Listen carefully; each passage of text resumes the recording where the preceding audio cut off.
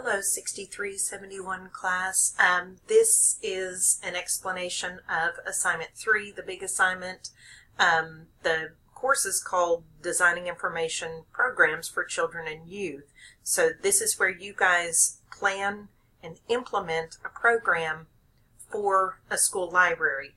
And one of the things about it, you need to make sure you know what your initial licensure is, and that this is one of those assignments where you have to work outside of that initial licensure so that we can make sure that you are ready for K-12 certification. So in years past, we used to have to do, you did your initial library media degree and you were only certified for whatever grade level you had an initial bachelor's in. So for example, I was secondary science 7th through 12th grade. So when I was working on my library degree, I would have only been certified to function in a junior high or high school library, but I went ahead and got, I think it was 6 extra hours. It might have been 9 extra, but they counted one thing that I had taken in a summer, I guess. It was after my bachelor's,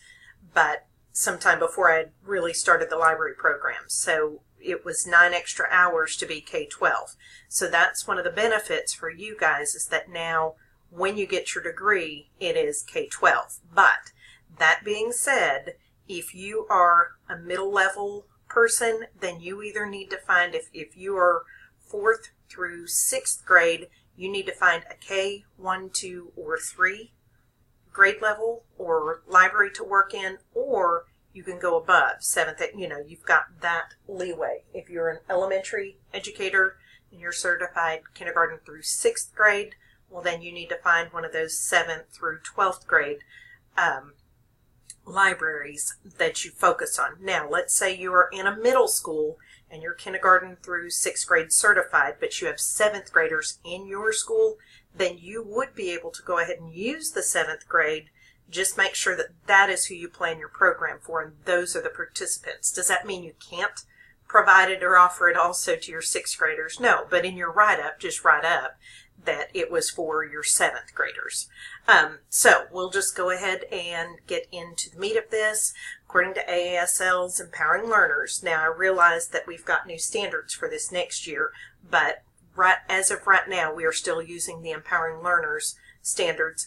The school library program promotes collaboration among members of the learning community and encourages learners to be independent, lifelong users and producers of ideas and information, as well as promoting reading as a foundational skill for learning, personal growth, and enjoyment.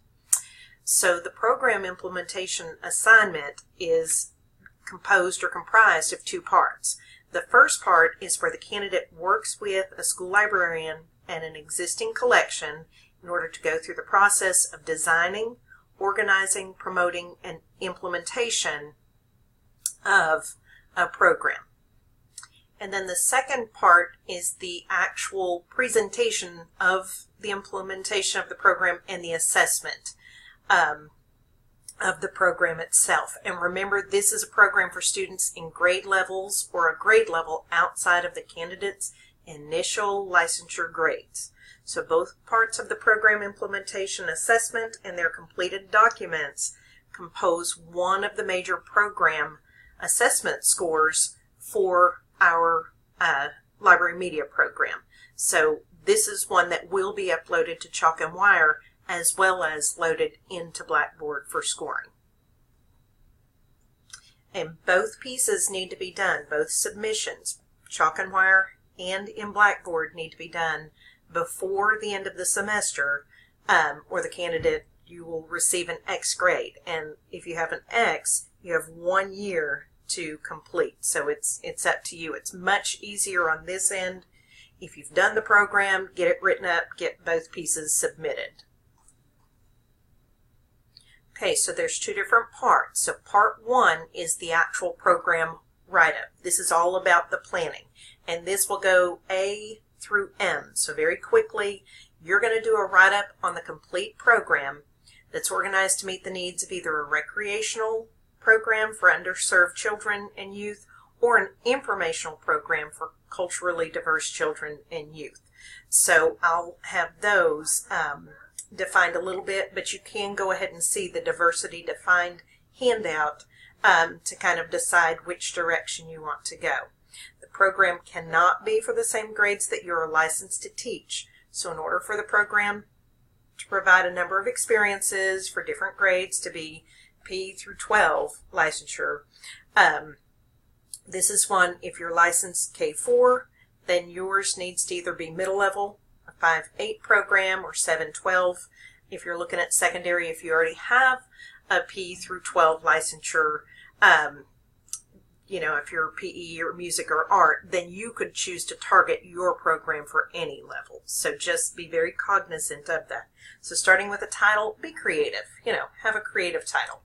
And don't forget on the cover page, include the title of the entire program, but for your running head, it needs to be an abbreviated version of the title, no more than, I think, 50 characters. So just think about that when you're writing it up. Rationale. So the next part, give your reflections on the possible topics that you brainstormed and programs that were already available that could be incorporated. Why did you choose to do this program? What affected your decision, both positively and negatively? What do you hope the outcome would be?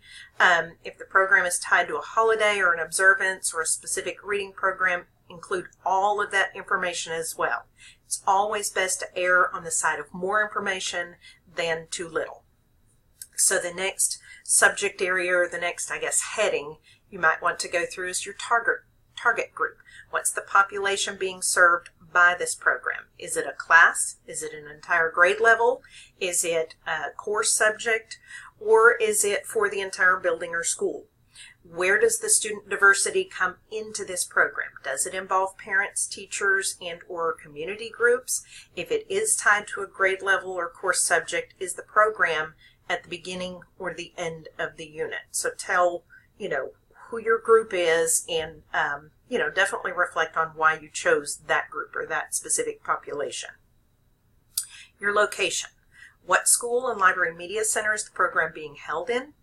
Include a schematic of the locations of displays, speakers, audience, entrance, and exits. So schematic typically means a diagram. It does not have to be computer generated. It can be hand drawn, but you do need to show the placement of where the different parts of your program are taking place, or are they all taking place in one spot?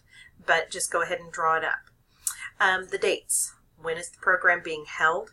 How long will it be? You know, down to how many minutes or hours, how many class sessions is it going to take place? This won't be a very big section at all.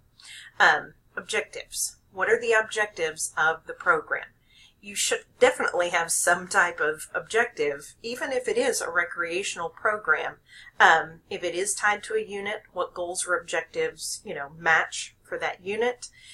Your text provides goals that could be used, so you can look there, or you can look at the AASL professional tools provided, the learning standards. You can look at those that could be included. And for objectives, if you have objectives, which you should, there should be some standard that it ties to. So even if you are not doing a social studies program or a science-related program, at least look at the Arkansas Library Media Frameworks and see if there is something you can pull to tie in with your objectives. I definitely think it is much better to have standards that you can base this on. You know, but if you are doing something that is art related or STEM related or STEAM related, definitely look at, you know, whatever content area standards are present as well. You can look at the ISTE standards, which are the instructional technology ones for students, if it's any kind of technology based. So be creative in thinking about the objectives for the program. What do you want the students to know or learn? And then definitely look around a little bit and find at least one standard to tie it to. The materials, what's involved? There should be handouts. There should be some type of freebie, display, giveaway, something, and it needs to be supplied by someone. I don't know how many times students have written up this part and said no materials needed. That's a huge chunk of an assignment requirement that was missing. So I'm giving you a hint right now. If nothing else, at least provide, I don't know, donuts from the local Harps grocery store. You know, if you can get those donated, that would be fantastic. For this assignment, we want you to think outside of the box, outside of just the regular school day, and think about what community involvement you could include. What are the costs? Don't forget to look at the ALA.org bookstore, see if you can find any graphics that would go, or Highsmith or Demco, for materials that you could use to promote your project. You know, teacher supply stores are also a great place. Even Oriental Trading has some fantastic things if you're looking for some type of little freebies or giveaways to coordinate with a project or a theme. Contacts include a list of the people involved. You know, definitely list the media specialists that you are teaming with. List any parents, aides, community people, teachers. Include summaries of emails, conversations, and phone conversations to document that, you know, this planning took place. Private funds or corporate funders. Who or what business or corporate resources did you tap or can you tap? What donations do you expect?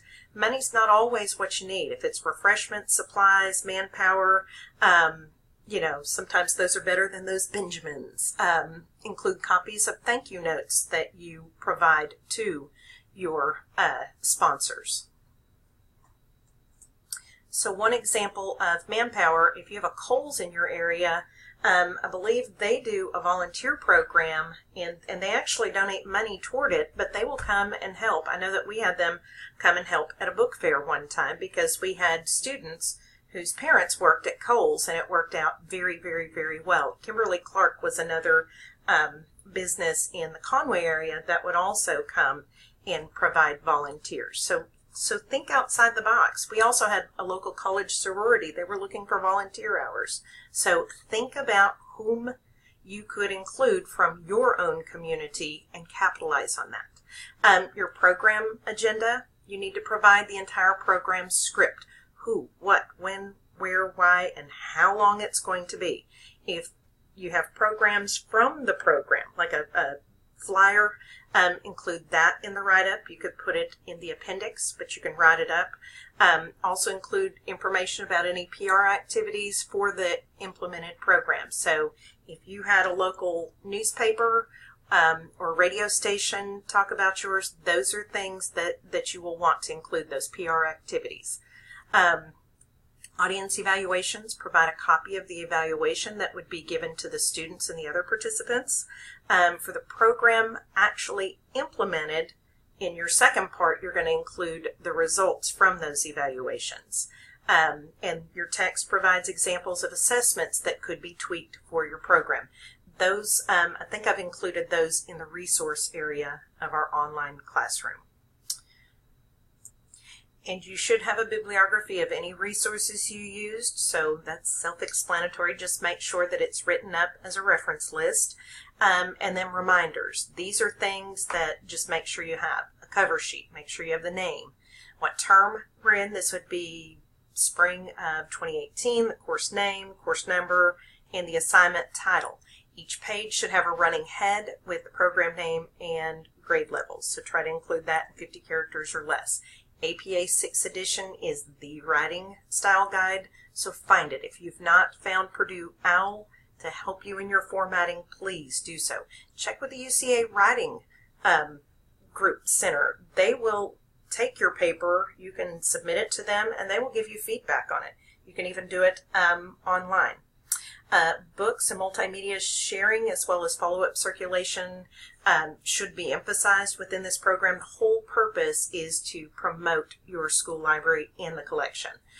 Book talks can't be the total of the program. There needs to be something more that goes with, you know, if you're doing book talks.